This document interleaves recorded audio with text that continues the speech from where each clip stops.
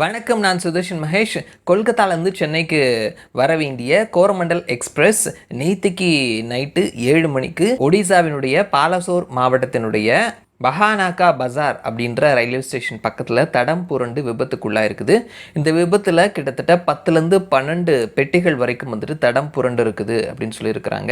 இந்த தடம் புரண்ட பெட்டிகள் அப்படின்றது தடம் புரண்டு போய் ரயில்வே ஸ்டேஷனில் நின்றுட்டு இருந்த ஒரு சரக்கு ரயில் மேலே மோதிருச்சு. ஸோ இதில் வந்துட்டு ஒரு தடம் புரண்டதை தாண்டி தடம் புரண்டு அது ஒரு மோதல் விபத்தில் வேற முடிந்திருக்குது அப்படின்றதுனால வந்துட்டு உயிரிழப்புகள் அதிகமாக இருக்கும் அப்படின்னு சொல்லி அஞ்சப்படுது. இரவுலேருந்தே வந்துட்டு இவ்வளோ பேர் உயிரிழந்திருக்கிறாங்க, அவ்வளோ பேர் உயிரிழந்திருக்கிறாங்கன்னு சொல்லிட்டு நியூஸ் சேனல்ஸ் வந்துட்டு ஒரு கொஷின் மார்க்கோட நியூஸ் போட்டுட்டு இருக்கிறாங்க.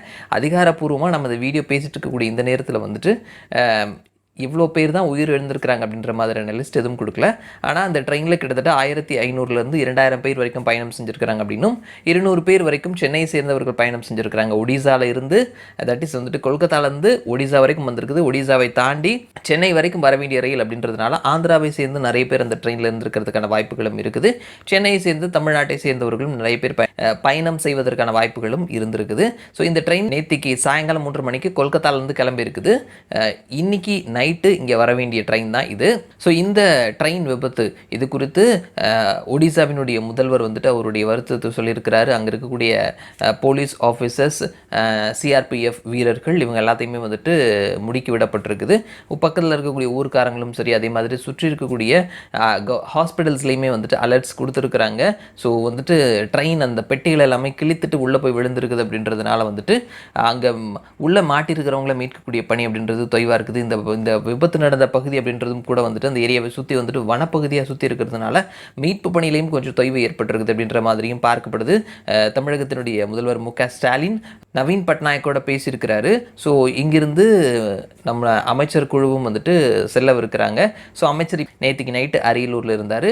இன்னைக்கு காலையில் முதல் ஃப்ளைட்டில் அவர் கிளம்புறாரு. அவரோட சேர்ந்து வருவாய்த்துறை செயலாளர், போக்குவரத்து துறை செயலாளர், ஒரு ஐஏஎஸ் ஆஃபீஸரும் கூட வந்துட்டு செல்லவிருக்கிறாங்க அப்படின்ற ஒரு தகவலையும் பார்க்க முடியுது. ஸோ இது ஒரு பெரும் விபத்தாக பார்க்கப்படுது. ஸோ மத்திய அமைச்சர், ரயில்வே துறை அமைச்சர் அஸ்வினி வைஷ்ணவ் சம்பவ இடத்திற்கு போயிருக்கிறாங்க.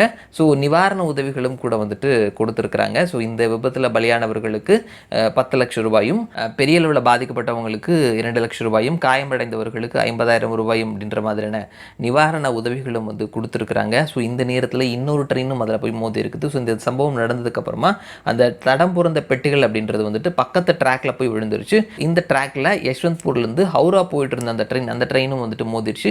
ஸோ இதில் 2லேருந்து 4 பெட்டிகள் வரைக்கும் வந்துட்டு தடம் புரண்டு இருக்குது அப்படின்ற மாதிரியும் சொல்லப்படுது.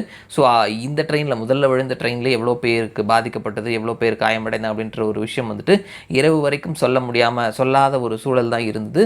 ஸோ இன்னொரு ட்ரெயினும் வந்து தடம் புரண்டு இருக்குது அப்படின்றதுனால ஸோ அதில் ஒரு சின்ன அளவுலையாவது காயம் ஏற்படுறதுக்கான வாய்ப்புகளும் இருக்குது. ஸோ பெரிய அளவில் வந்துட்டு உயிரிழப்புகள் ஏற்படக்கூடாது அப்படின்னு சொல்லிட்டு நம்மளும் வேண்டுவோம். ஸோ எல்லாரும் நல்லபடியாக திரும்பி வரணும் அப்படின்ற மாதிரியான ஒரு நம்பிக்கையோடு தான் நம்மளும் இருக்கிறோம்.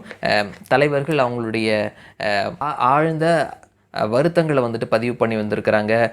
முதலமைச்சர் மு.க.ஸ்டாலின்லேருந்து, பிரதமர் நரேந்திர மோடியிலேருந்து, உள்துறை அமைச்சர் அமித்ஷாலேருந்து எல்லாருமே அவங்களுடைய வருத்தங்களை வந்து பகிர்ந்துட்டு இருக்கிறாங்க. இது ஒரு பெரிய விபத்தாக தான் பார்க்கப்படுது. ஸோ இந்த முதல்ல மீட்பு பணிகள் நடக்கணும். அதற்கப்புறமா விபத்துக்கான காரணங்கள் என்ன, எங்கே வந்துட்டு பிரச்சனை இருந்தது அப்படின்றத பற்றின விசாரணை அப்படின்றதெல்லாம் அடுத்தடுத்த லெவலில் நடக்கும். ஸோ வந்துட்டு எல்லாரும் ஒன்று சேர்ந்து ஒரு விபத்தில் மாட்டினவங்கள மீட்டுட்டு இருக்கிறாங்க. சீக்கிரமாக மீண்டு வருவாங்க அப்படின்னு சொல்லி நம்பலாம். மறுபடியும் நான் அவங்கள இன்னொரு வீடியோவில் சந்திக்கிறேன். அது வரைக்கும் நன்றி.